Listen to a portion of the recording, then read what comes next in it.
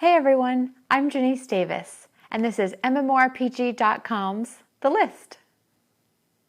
Even though this year hasn't been chock full of MMORPG announcements, there's still so many titles worth celebrating.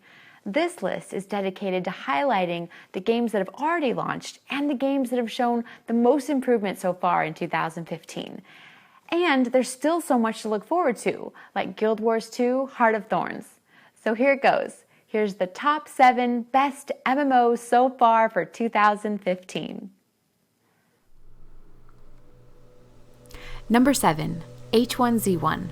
Here's a game that has captured gamers' attention for a number of reasons, one of which is how H1Z1 brought such innovation to the popular and long-standing zombie genre.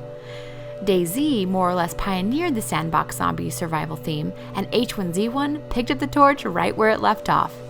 After things changed for Sony Online Entertainment, there was some doubt about the fate of their various franchises, but Daybreak Games has H1Z1 under complete control. They've delivered consistent and robust updates ever since the game first hit early access earlier this year. With each passing patch, the game continues to grow, expand, and improve. They're showing no sign of slowing down as H1Z1 continues to show its place at the top of the mountain in zombie games. Number 6, Trove. When Trove was first announced, many gamers mentioned it resembled Minecraft and wondered what would be unique. Taking a close look at the game, it didn't disappoint. Trion has essentially taken the general design of games like Minecraft and adapted it to a proper MMO environment, and believe it or not, it really works. Trove has quietly become the little MMO that could. The diversity available in the class selections alone makes Trove one of the best-rounded games on the market, complete with all of the awesome user-created worlds and content. Number 5, Ark Survival Evolved. H1Z1 is to zombies what Ark Survival Evolved is to dinosaurs. In the short while since Ark's early access debut, it's already reached over 1 million sales. That meteoric rise of popularity could be due to the clever timing with the theatrical release of Jurassic World, but it's a well-deserved feat nevertheless. Ark's been able to maintain its popularity throughout its life with a strong base to build on. All too often, you see early access games surge at their release, only to die off in a matter of weeks if the updates stop flowing and the core game-breaking bugs are uncovered. But this one could be shaping up to be the biggest surprise of the year. Number 4, Final Fantasy XIV: Heavensward. Final Fantasy XIV could go down in history as one of the most impressive and interesting redemption stories in the history of MMOs. Now with Heavensward, Square Enix was able to boil down the core elements of what made A Realm Reborn so successful, and utilize that as the foundation for the expansion, while also adding tons of awesome stuff on top of it. The story is awesome, you can gain really unique flying mounts, and old areas have been revamped and overhauled. The game as a whole is a blast, and universally, really fun.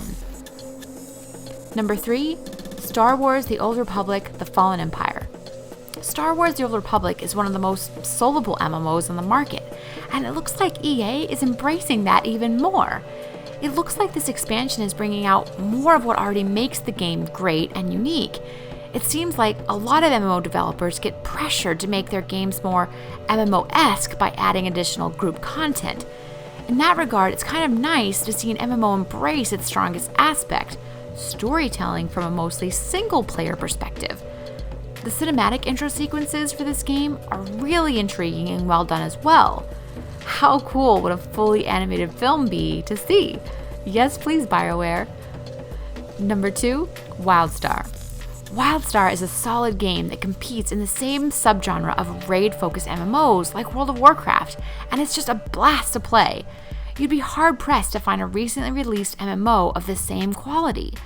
And now that it's moved to a free-to-play model, even more people can play it and enjoy this amazing game. Number 1, The Elder Scrolls Online: Tamriel Unlimited.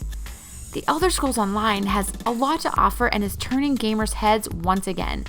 Even though it had some trouble at launch, ESO has achieved a really great redemption story for MMOs. ZeniMax has done a great job of revamping the game, and now that the console version is out in the wild, the full and wonderful vision of the game is here. Well, there we have it. But we're only halfway through the year, so who knows what the rest of 2015 will hold. The MMO genre is always changing, even more so sometimes than other genres. Which are your favorite MMOs for 2015 so far? And which do you think will make the end of the year list? We'd love to hear from you.